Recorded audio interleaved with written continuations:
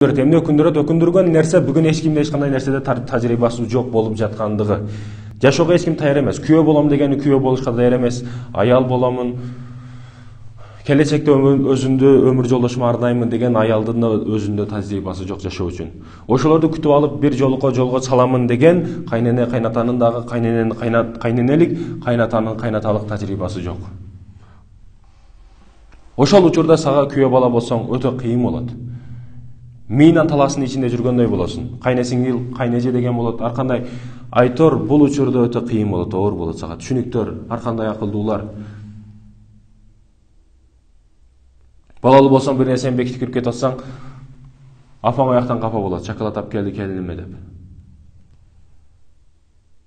Сен жебейсиң. Сен келиңе келген акылыңдагы бүт бардыгын жеп тоюп, шоколад жесең, кусатырган болуп калгансың. Ошон үчүн балаң сени билет. Балаң сени билип, шоколад сага алып келбейт, келиниңе бекитип алып келет. Кээде ушундай катуу айтууга мажбур болосуң. Ошондой кайненелери жок эмес бүгүн.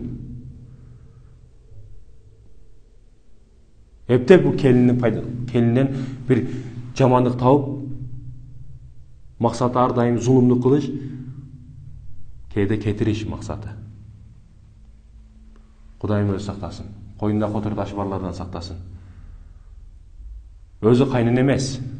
Кайненелик даражадагы тажрыйбасы жок.